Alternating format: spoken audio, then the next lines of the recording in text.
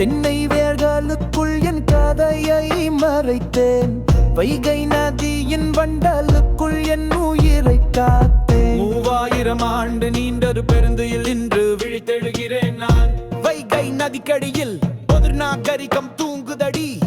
இந்த மண்வெட்டி சத்தத்தில் அதன் மௌனங்கள் கலங்குதடி.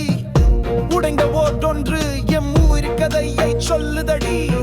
அடவேரை தேடாத எந்த விருட்சமும் இல்லையடி. மத கோடுகள் கிழிக்காத ஒரு மானுடம் அங்கு வாழ்ந்ததே. அரண்மனை வாசல் காணாத அறம் மட்டுமே அங்கு ஆண்டதே.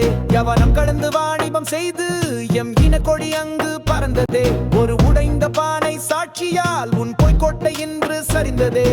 தாயக்கட்டையை உருட்டி என் தாய் ஒருத்தி சிரிக்கிறாள். தத்தி செல்லும் மழலையை பாசத்தோடு துரத்துகிறாள். சுடுமண் பதித்த குழல் தனில் அவள் சுண்டு வீரல் இடரவே. நெடுவீதி மண் தொட்டு ஒரு நிஜ கனவில் விழுகிறாள். கைதீண்டிய ஓட்டினில் அவள் காதலன் திருநாமம்.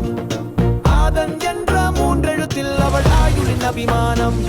கடல் போனவன் நினைவிலே அவள் கழுத்து பொன்னை தீண்டினாள். எம் அருமை உனக்கு புரியலாயா? எம் பெருமை உனக்கு பொறுக்கலாயா? எம் சரிதம் உனக்கு தெரியலாயா? இருந்தும் நெஞ்சில் இரக்கமில்லாயா? உலைக்களத்து தீயை விட கொடிதோ உன் நெஞ்சில் எழுந்த போராமை தீ.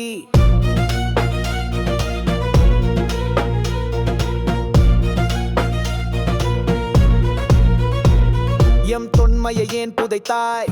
பொய் சரித்திரம் ஏன் வடித்தாய்? சடங்குகள் சொல்லி நீ திரிந்த பொழுது சங்கங்கள் வைத்து தமிழ் வளர்த்தோ. ஒரு கீழடியின் சான்றியமே வஞ்சகாரன் தகர்ந்ததோ.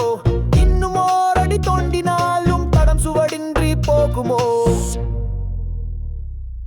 யாரடா நீ எம் வரலாற்றை மறைக்க? நேற்று வந்தவன் நீ எம் வேர்களை யாருக்க? எம் மண்ணின்றெடுத்த